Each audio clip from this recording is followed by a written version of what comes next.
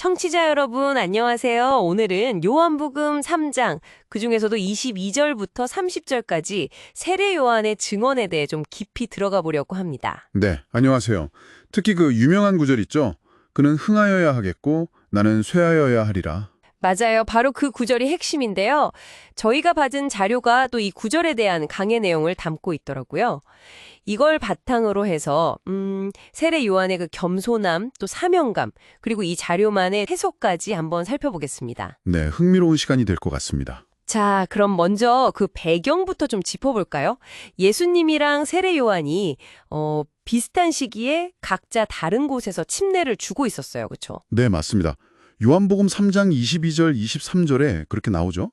그런데 사람들이 점점 더 예수님 쪽으로 가는 거예요. 그러니까 요한의 제자들이 이걸 보고 좀 뭐랄까 스승한테 와서 불만을 얘기합니다. 그렇죠. 26절 보면 랍비여, 보소서, 그에게로 다 가더이다 이렇게 말하죠. 좀 서운함, 아니면 위기감 그런 게 느껴져요. 아무래도 자기 스승의 인기가 좀 줄어드는 것 같으니까 인간적으로는 충분히 그럴 수 있겠다 싶어요. 그런데 세례 요한의 반응이 참 대단하죠. 제자들이 이렇게 불평하는데도 흔들림이 없어요. 네, 뭐라고 답하나요? 27절에서 딱 잘라 말합니다. 만일 하늘에서 주신 바 아니면 사람이 아무것도 받을 수 없느니라. 모든 게 하나님께 달렸다는 거죠. 아, 정말 근본적인 신앙 고백이네요. 인기나 영향력 같은 것도 다 하나님 주권 아래에 있다는? 네. 그리고 자기 역할에 대해서도 아주 분명히 선을 그어요. 28절에서 나는 그리스도가 아니다. 그의 앞에 보내심을 받은 자일 뿐이다. 이렇게요. 자신의 정체성, 그러니까 메시아가 아니라 길 예비하는 자라는 걸 다시 한번 확실히 하는 거군요. 맞습니다. 사명의식이 아주 투철했던 거죠. 그리고 그 유명한 신랑과 친구 비유도 여기서 나오잖아요. 아, 네네. 29절 말씀이시죠? 예수님은 신랑, 자기는 그 신랑의 친구. 친구는 신랑의 음성만 들어도 기쁘다, 뭐 이런 내용이었던 것 같아요. 그렇죠.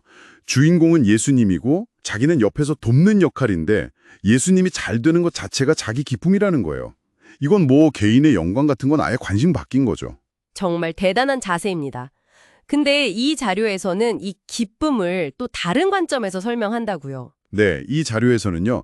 이 기쁨을 자료의 특정 신학적 관점이죠. 참 부모님을 중심으로 한 뜻 성취의 기쁨 뭐 이렇게 연결해서 설명하기도 합니다. 이 참부모님이라는 용어는 이 자료의 고유한 개념이니까 그 점은 좀 염두에 두시면 좋겠어요. 알겠습니다. 자, 그리고 드디어 그 문제의 30절. 그는 흥하여야 하겠고 나는 쇠하여야 하리라.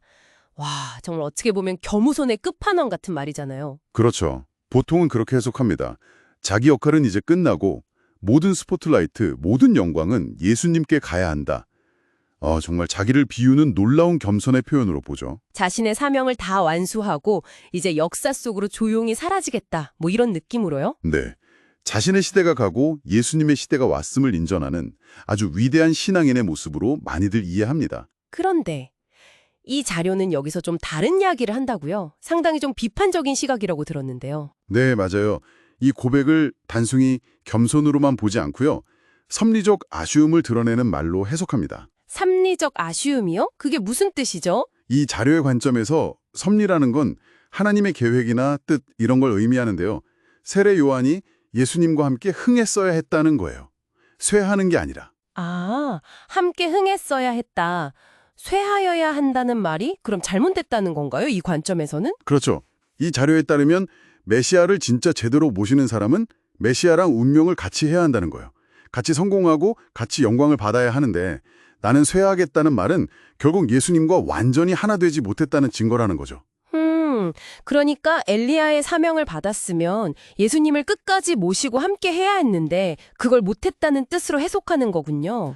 네, 이 자료는 그걸 섭리적 무지, 그러니까 하나님의 큰 계획을 제대로 이해하지 못했기 때문에 나온 말이라고 좀 강하게 비판적으로 봅니다. 섭리적 무지라는 키워드가 나오는군요. 그럼 이 관점에서 보면 요한이 나중에 감옥에서 예수님께 사람을 보내서 질문했던 사건도 좀 다르게 보일 수 있겠네요? 정확히 보셨습니다. 마태복음 11장에 나오죠.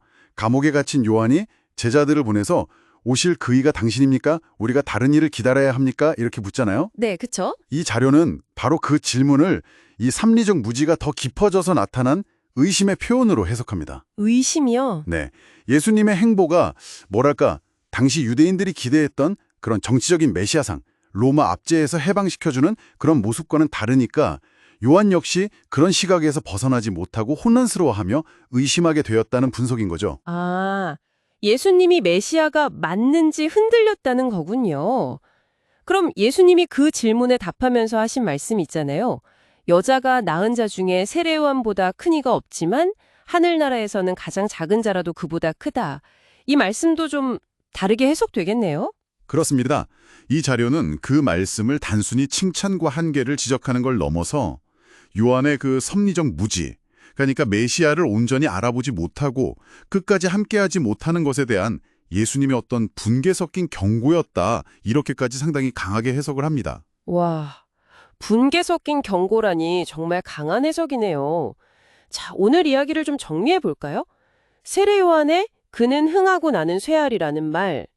전통적으로는 정말 엄청난 겸손의 표현으로 우리가 이해해 왔는데, 네, 그게 일반적이죠. 그런데 오늘 이 자료는 그 이면에 메시아와 끝까지 운명을 함께하지 못한 어떤 섭리적 아쉬움, 더 나아가 책임의 문제가 있다는 아주 다른 해석을 제시하고 있습니다. 그렇죠. 겸손하게 자기 역할을 잘 알고 물러나는 모습과 아니면 선택된 지도자와 끝까지 함께하며 그 운명을 같이 해야 한다는 책임감, 이 둘 사이에 어떤 긴장감이 느껴지는 해석이라고 할 수 있겠네요. 이 자료가 그럼 궁극적으로 우리에게 주는 교훈은 뭘까요? 이 자료가 강조하는 점은 크게 세 가지로 볼 수 있을 것 같아요.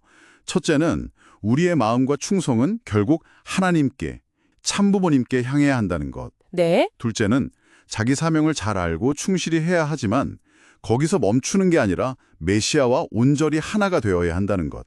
그리고 셋째는 어떤 어려움 속에서도 믿음을 잃거나 의심하지 말고 그 섭리적인 책임을 다해야 한다. 뭐 이런 교훈을 세례 요한의 이야기를 통해서 강조하고 있습니다. 알겠습니다. 자, 그럼 마지막으로 청취자 여러분께 질문 하나 드리면서 마무리할까 합니다. 오늘 이 자료는 세례 요한 이야기를 통해 우리가 믿는 대상에 대한 어떤 절대적인 헌신, 그리고 운명 공동체 의식 같은 걸 굉장히 강하게 이야기했잖아요. 네, 그랬죠. 여러분의 삶에서는 어떠신가요? 내 역할을 다하고 물러나는 것과 내가 옳다고 믿는 가치나 리더와 끝까지 함께하면서 그 성공과 영광을 함께 나누는 것.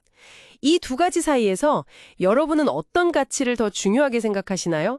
혹은 그 균형을 어떻게 찾아야 한다고 보시는지요? 한번 깊이 생각해 보시는 시간이 되셨으면 좋겠습니다.